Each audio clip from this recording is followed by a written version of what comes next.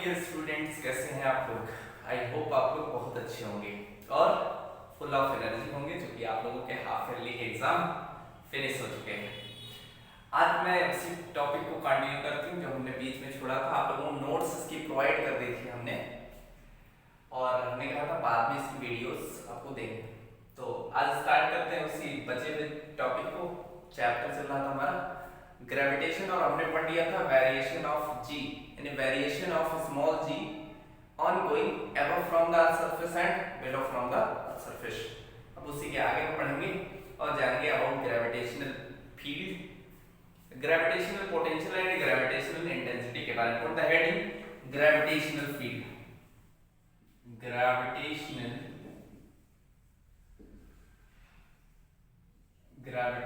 Field क्या होता है। फील्ड का मतलब होता है कि एक एरा, कि जैसे हमारा स्कूल होता है, ठीक है, तो स्कूल का भी एक एरा है कि जैसे हम गेट से इन होते हैं तो हम किसकी फील्ड में आ जाते हैं, स्कूल की फील्ड में। स्कूल की फील्ड का मतलब वहाँ पूरा जो एडमिनिस्ट्रेशन होता है वो स्कूल का होता है, यानी आप रूल और रेगुलेशन किसके फॉलो करते हैं, स्कूल की। जैसे आप घर है, घर का भी अपना एक एरिया है ना, उसी में हम रहते हैं, बढ़िया घर आ गया। गाँव का भी अपना एक बॉर्डर है, ठीक है, सिटी का भी एक अपना बॉर्डर है। उसी टाइप से किसी ऑब्जेक्ट में, यानी कोई ऑब्जेक्ट है, ठीक है, रखा हुआ है, तो इसके अराउंड भी एक इसका एक स्पेस होगा, ठीक है। इसमें किसी दूसरे ऑब्जेक्ट को लाएंगे तो इस पे क्या लगेगा, फोर्स ऑफ अट्रैक्शन लगेगा। ग्रेविटेशनल फोर्स हमने पढ़ा ही क्या है कि दो ऑब्जेक्ट्स के बीच जो लगने वाला फोर्स है वही क्या है, ग्रेविटेशनल फोर्स है।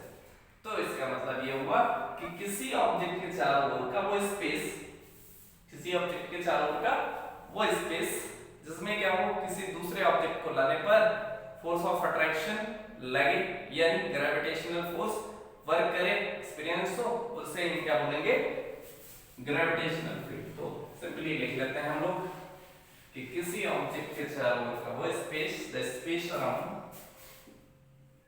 The space around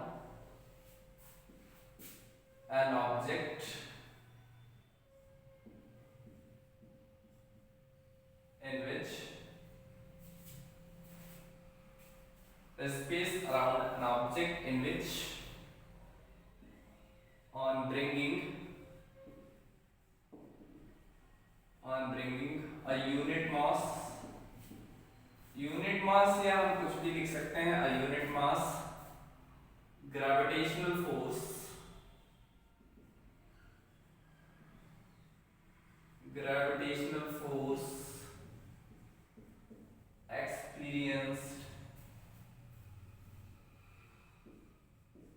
experienced is known as gravitational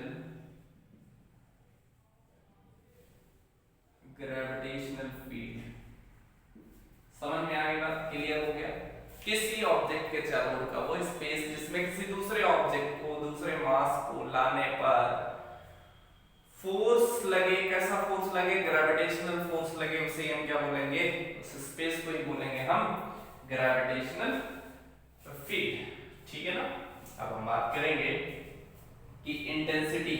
अब भाई इंटेंसिटी का मतलब होता है स्ट्रेंथ, कि सपोज दैट कोई दो ऑब्जेक्ट हैं, दिस इज, और दोनों ऑब्जेक्ट रखे हो तो इनके बीच फोर्स ही नहीं लग रहा, क्योंकि हमें तो पता ही नहीं चल रहा फोर्स लग रहा है। क्यों नहीं पता चल रहा है, ऐसा नहीं कि लग नहीं रहा, फोर्स लग रहा है ना। और हमने बताया कि जो ग्रेविटेशनल फोर्स है वो सबसे वीकेस्ट फोर्स है नेचर में, तो लग रहा है, ऐसा नहीं है, बट हमें पता नहीं चल रहा है। अब अगर इसमें एक ऑब्जेक्ट बहुत बड़ा होता, बहुत ज्यादा बड़ा, लाइक अर्थ, और दूसरा ऑब्जेक्ट क्या होता, बहुत छोटा होता, इस सिचुएशन में क्या होता है, एक ऑब्जेक्ट दूसरे ऑब्जेक्ट बहुत जल्दी क्या होता, अट्रैक्ट हो जाता दूसरी तरफ। फॉर एग्जांपल जैसे किसी ऑब्जेक्ट को हम ऊपर फेंकते तो नीचे तुरंत क्या होता, चला आता। क्यों चला आता भाई, क्योंकि जो अर्थ का ग्रेविटी है वो बहुत ज्यादा है, बहुत स्ट्रांग है, ठीक है ना। अर्थ बहुत बड़ा ऑब्जेक्ट है, इसीलिए कोई ऑब्जेक्ट जब हम छोड़ते हैं तो नीचे चला आता है, ठीक है ना।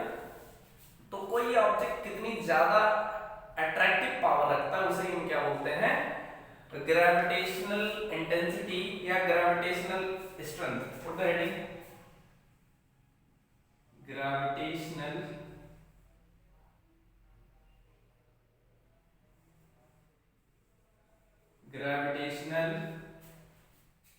फील्ड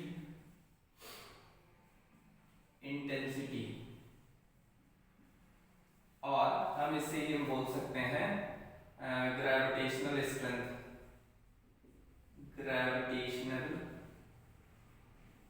स्ट्रेंथ क्या होता है ग्रेविटेशनल स्ट्रेंथ? तो फॉर्मूला ये होता है I is equal to F upon M. I is equal to F upon M, यानी किसी यूनिट मास पर जो लगने वाला फोर्स है उसे ही हम क्या बोलेंगे?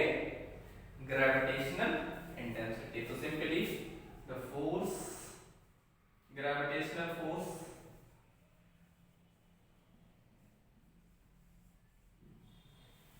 gravitational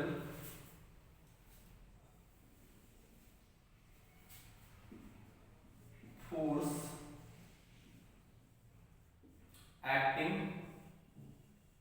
on a unit mass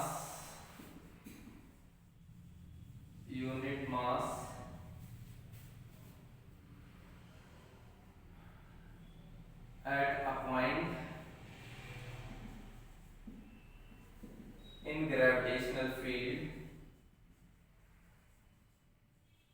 gravitational field होगा तभी तो फोर्स लगेगा, फील्ड ही नहीं तो फोर्स नहीं लगेगा। At that point in gravitational field is known as gravitational strength, gravitational strength या gravitational field intensity. Gravitational strength और gravitational strength at that point, बस एट दैट पॉइंट।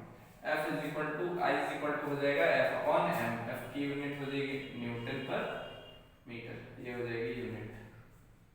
ठीक है, ये इंटेंसिटी यूनिट नोट कर लीजिए फटाफट से। अगर हम ग्रेविटेशन की बात करें तो F की वैल्यू होती है जो ग्रेविटेशनल फोर्स की यूनिट, फार्मूला होता है सिंस, आगे और लिख लेंगे।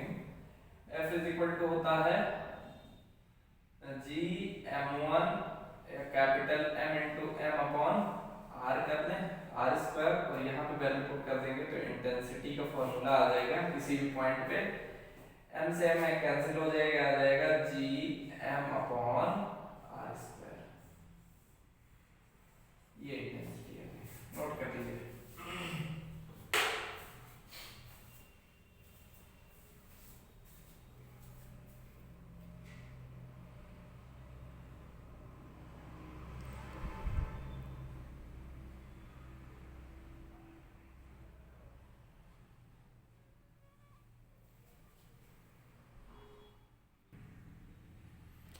आई होप नोट कर लिया होगा आपने। अब बात करेंगे ग्रेविटेशनल पोटेंशियल की।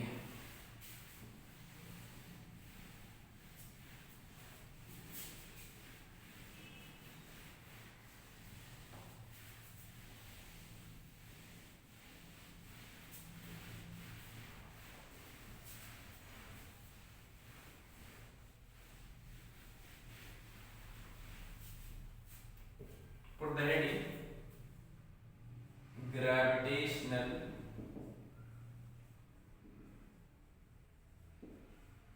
potential। ग्रेविटेशनल पोटेंशियल क्या होता है? V से लिखते हैं इसको, और V इज इक्वल टू होता है W अपॉन M। किसी ऑब्जेक्ट को, किसी मास को इन्फिनिटी से, कहां से?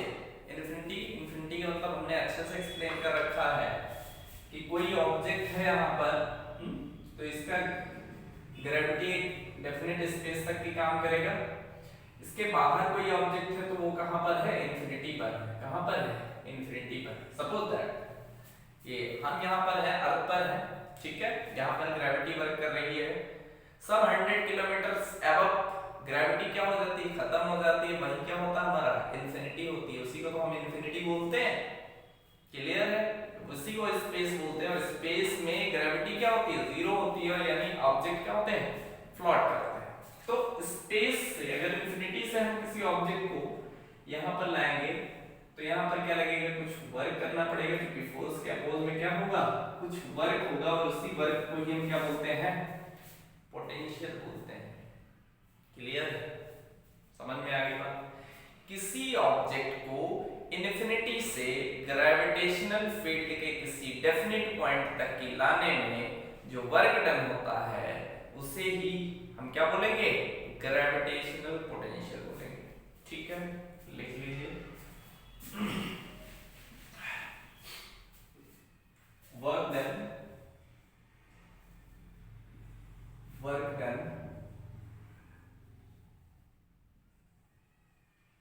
in bringing a unit mass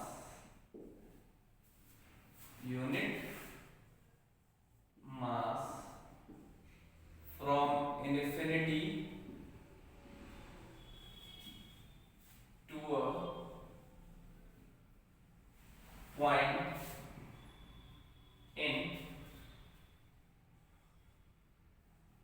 a point in a gravitational field,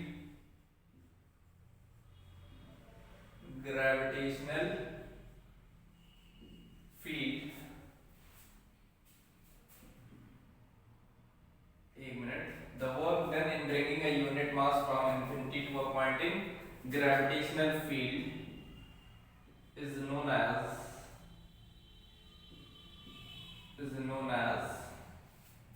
gravitational potential।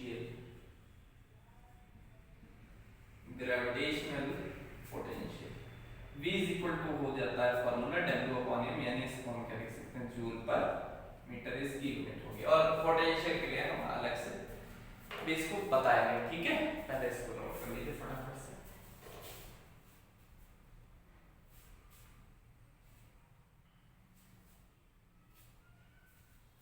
Joule पर किलोग्राम भाई क्या लिखते हैं,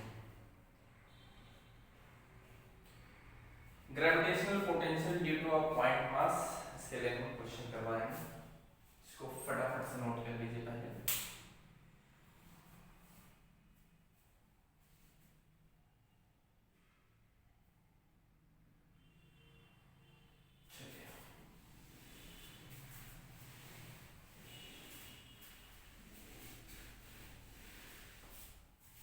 Put the heading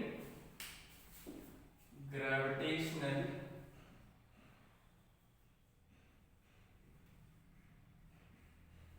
potential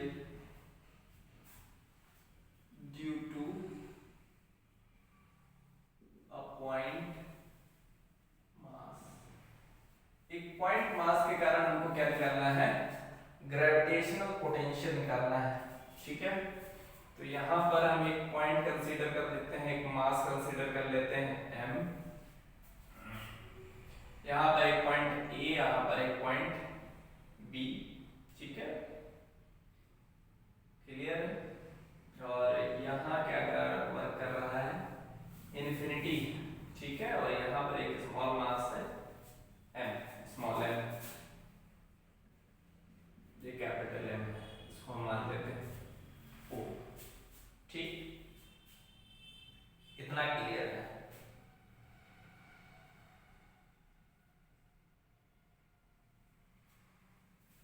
तो सपोज दैट इसके बीच की डिस्टेंस कितनी हम मान लेते हैं r, और इसके बीच की डिस्टेंस मान लेते हैं dr। ठीक है, और ये नहीं,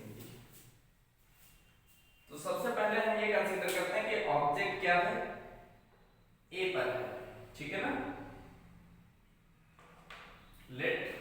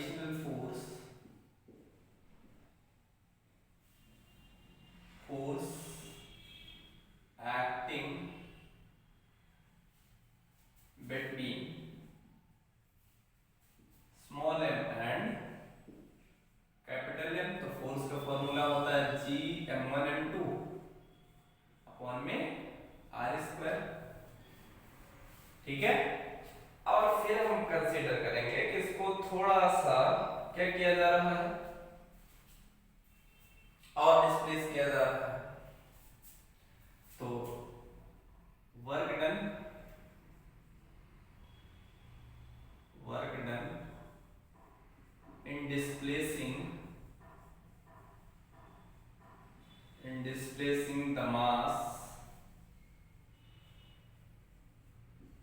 m, small distance, work done in displacing the mass small m, small distance dr, यानी dr तक के डिस्प्लेस करने में जो वर्क डन होगा वो क्या होगा, तो क्योंकि स्मॉल डिस्टेंस डिस्प्लेस कर रहे हैं तो वर्क डन भी क्या होगा, स्मॉल ही होगा। तो dw होता है force into displacement F into dr, और फोर्स की वैल्यू पुट कर देते हैं तो Gmm अपॉन में r स्क्वायर इनटू dr क्या जाएगा। अब हमको डिस्प्लेस करना है कहां से कहां तक के, फ्रॉम a से इंफिनिटी तक के डिस्प्लेस करना है, ठीक है ना। Total work done in displacing from point A to infinity या R to, R यहाँ डिस्टेंस है, यहाँ R से इंफिनिटी तक के डिस्प्लेस करने के लिए हम क्या करेंगे, इंटीग्रेट करेंगे। लोअर लिमिट क्या है, यहाँ पर R हो जाएगी लोअर लिमिट, और अपर लिमिट इंफिनिटी तक के लिए जाना है तो इंफिनिटी हो जाएगा Gmm अपॉन में r स्क्वायर इनटू dr। यहाँ ये सारी चीजें कांस्टेंट हैं, 1 अपॉन r स्क्वायर का क्या होगा, इंटीग्रेशन होगा, तो यह जाएगा w is equal to Gmm, और इसका जो इंटीग्रेशन होगा 1 अपॉन r का माइनस का 1 अपॉन r हो जाएगा। लिमिट कहां से कहां, r टू इंफिनिटी। इंटीग्रेशन के बारे में देख लेते हैं, आप लोगों को इंटीग्रेशन नहीं समझ में आया होगा। 1 अपॉन r स्क्वायर का करना है हमें डिफरेंशियल इंटीग्रेशन, इसको ऊपर ले जाएंगे तो हो जाएगा r की पावर माइनस 2 dr, ठीक है। और x की पावर n का इंटीग्रेशन हमने बताया है x की power n plus 1 upon n plus 1 होता है, तो इसका करोगे तो जाएगा r की power minus 2 plus 1 upon minus 2 plus 1, ठीक है। और यहाँ पर आ जाएगा r की पावर माइनस 1 और यहाँ पर माइनस 1 है, और माइनस 1 को नीचे ले जाओगे तो प्लस का 1 अपन अपॉन r हो जाएगा। तो इसको पहले हम बता चुके हैं आपके स्टार्टिंग क्लासेस में डिफरेंशिएशन और इंटीग्रेशन के बारे में, तो आप लोग इसको रिकॉल कर लीजिएगा, नहीं आ रहा तो ये आ जाएगा Gmm, लिमिट पुट करिए तो 1 अपॉन माइनस इंफिनिटी हो जाएगा, और माइनस होता है upper limit minus lower limit होता है, तो 1 अपॉन इंफिनिटी और माइनस करोगे तो हो जाएगा प्लस का 1 अपॉन r। 1 अपॉन इंफिनिटी की वैल्यू होती है 0, तो यह जाएगा 1 अपॉन mm अपॉन में r। ये आ गया हमारा वर्क, ठीक है। और हमको निकालना क्या है, पोटेंशियल, और ये वर्क कहां से कहां तक के लिए है, यहां से यहां ले जा रहा है, लेकिन हमने कहा क्या है, डेफिनेशन आप लोग अच्छे से समझिए कि इलेक्ट्रिक पोटेंशियल होता क्या है, इन्फिनिटी से ऑब्जेक्ट को पॉइंट तक के लाने में जो वर्क डन होता है उसे हम पोटेंशियल बोलते हैं। लेकिन ये हम कहां से कहां ले गए हैं, ऑब्जेक्ट को एक डेफिनिट पॉइंट से इंफिनिटी तक के ले गए हैं, तो यानी जब हम वापस आएंगे तो हमें वर्क करना नहीं पड़ेगा, मिलेगा, ठीक है ना। तो simply work done from infinity to a point A से तक के लाने में क्या हो जाएगा, ये नेगेटिव हो जाएगा, तो W is equal to minus Gmm upon r, और हमको निकालना क्या है पोटेंशियल, तो V इज इक्वल टू होता है W अपॉन स्मॉल m, ठीक है। तो V is equal to, first एक मिनट देखते हैं आप लोगों को दिख रहा है, यस थोड़ा चेंज करना पड़ेगा, यहाँ लिख देते हैं, ठीक है। तो यहाँ पे v इज इक्वल टू हो जाएगा, w की वैल्यू हमारी आई है माइनस का Gmm अपॉन r, और स्मॉल m की वैल्यू क्या है, स्मॉल m, तो v इज इक्वल टू हो जाएगा हमारे पास फार्मूला आ गया माइनस Gm/r, ये तुम्हारा क्या गया, potential gravitational potential at a definite point. ठीक है ना, फटाफट से नोट कर दीजिए आप लोग इसको। ठीक है,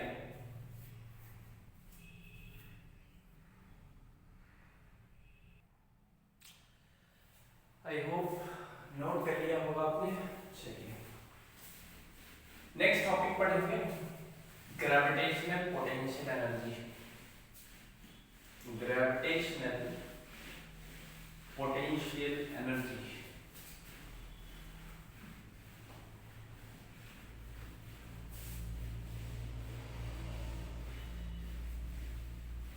put the heading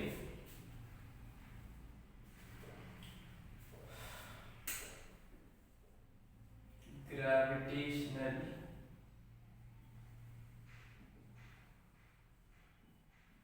potential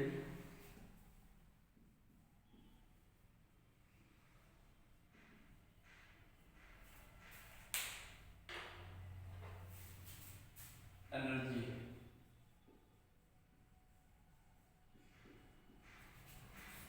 हमने बताया gravitational potential energy. Potential energy हमने इससे पहले एक्सप्लेन कर रखा है कि किसी के अपोज में जो भी वर्क डन होगा वही क्या होता है, पोटेंशियल एनर्जी होती है।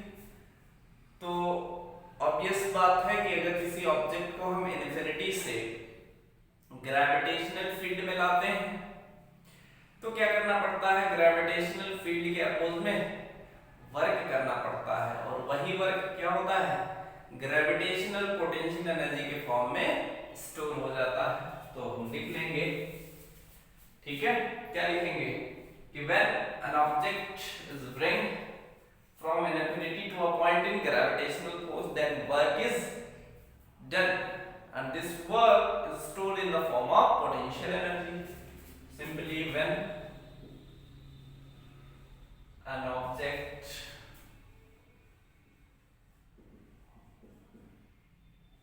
bring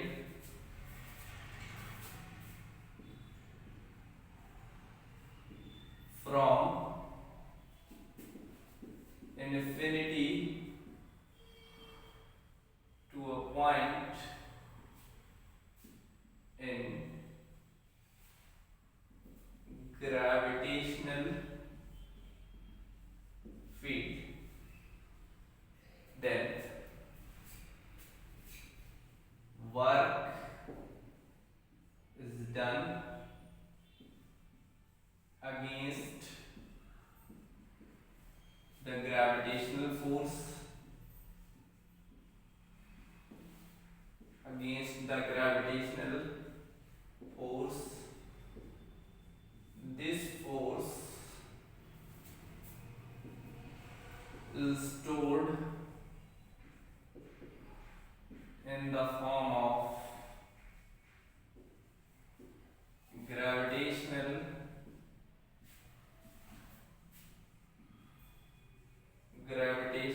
potential energy. और यही क्या होता है, ऑब्जेक्ट में ग्रेविटेशनल पोटेंशियल एनर्जी के फॉर्म में स्टोर हो जाता है। ठीक है ना, तो इसका फॉर्मूला होता है U = -Gmm upon capital M small m कर लो अपॉन में R, और इसका हम प्रूफ करेंगे। पहले इसको फटाफट से नोट कर लीजिए।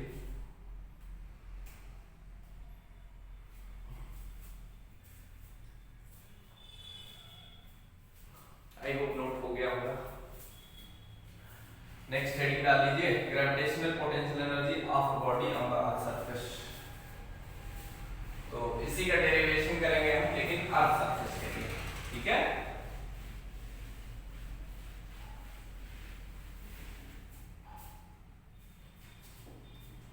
Gravitational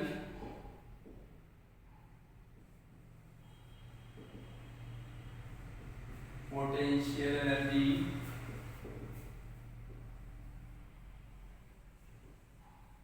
of a body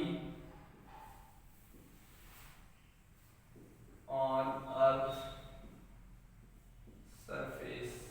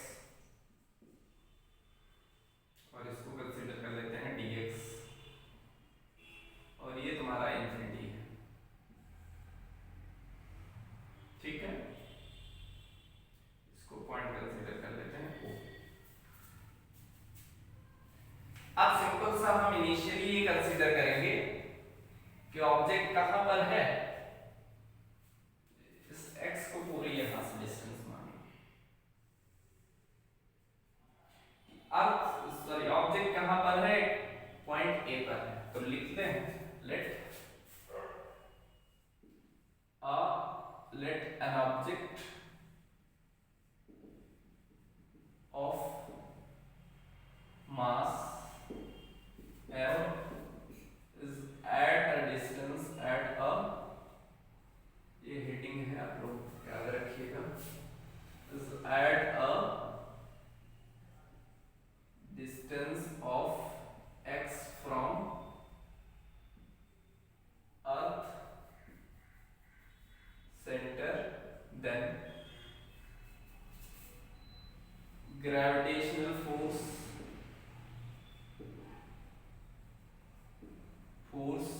on the object, gravitational force on the object कितना हो जाएगा, F इज इक्वल टू, हमने कहा माना स्मॉल m ऑब्जेक्ट का मास और अर्थ के बीच लगेगा ना, यहाँ पर है तो अर्थ के बीच जो ऑब्जेक्ट पर लगेगा फोर्स हो जाएगा G, mass of earth me हो जाएगा, सफिक्स में लगाइएगा me, आप लोग e को मल्टीप्लाई में कर देते हैं सफिक्स में, G me m अपॉन में इसके बीच की डिस्टेंस कितनी है, x है, तो आ जाएगा x²। इतना क्लियर है। अब ऑब्जेक्ट को हम क्या करेंगे, स्मॉल डिस्टेंस डिस्प्लेस करेंगे dx, ठीक है। Now work done in displacing the object from A to B, तो A से B तक की वर्क, तो W is equal to dW is equal to हो जाएगा force into displacement F into dx, और फोर्स की वैल्यू हमारे पास GMEM upon x² into dx, दिया गया हमारा वर्क डन। अब टोटल वर्क डन कहां से कहां तक की, अब सरफेस से इंफिनिटी तक के ले जाने में जो टोटल वर्क डन होगा, तो हमारी लोअर लिमिट क्या हो जाएगी, RE हो जाएगी, और इंफिनिटी यानी यहां से हमको ले जाना है, तो लोअर लिमिट क्या हो जाएगी, यहां से RE से ले जाएंगे ना, RE से इंफिनिटी तक। Now total work done in bringing the object from earth surface to infinity, यानी RE से कहां ले जाना है, इंफिनिटी तक की, तो ये हो जाएगा W is equal to RE to infinity GMEM upon में x² dx। अब इसका हम क्या करेंगे, इंटीग्रेशन करेंगे, तो केवल x² का इंटीग्रेशन होगा और वो हो जाएगा -x, तो W इज इक्वल टू हो जाएगा GMEM -1 upon x, limit RE to infinity, ठीक है। GMEM यह आ जाएगा 0, sorry -1 upon infinity, minus minus plus हो जाएगा 1 अपॉन RE, तो W इज इक्वल टू हो जाएगा GMEM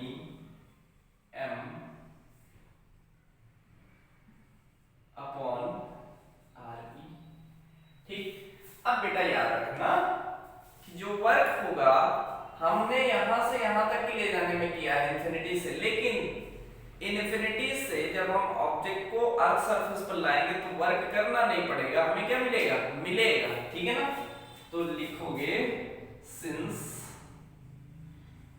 work is obtained in bringing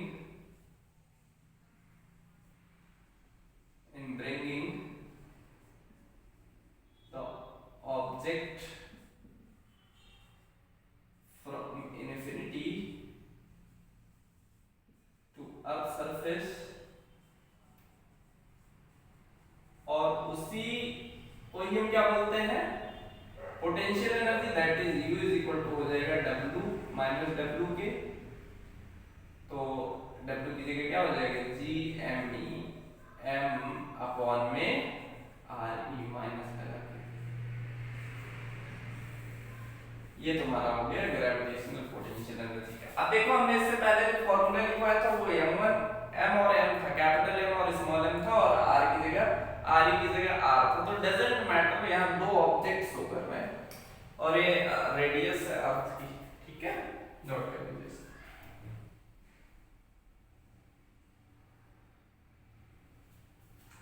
तो ये तुम्हारा ग्रेविटेशन का टॉपिक जो होता है वो फिनिश होता है। नेक्स्ट क्लास में हम डिस्कस करेंगे अबाउट सैटेलाइट्स, ठीक है। तो बहुत अच्छा चैप्टर है, जो अगला चैप्टर होगा हमारा सैटेलाइट्स का। तब तक कि आप लोग अच्छे से इसको स्टडी करिए नोट्स से। अगर कोई प्रॉब्लम आती है तो हमसे डिस्कस करिए। Thank you.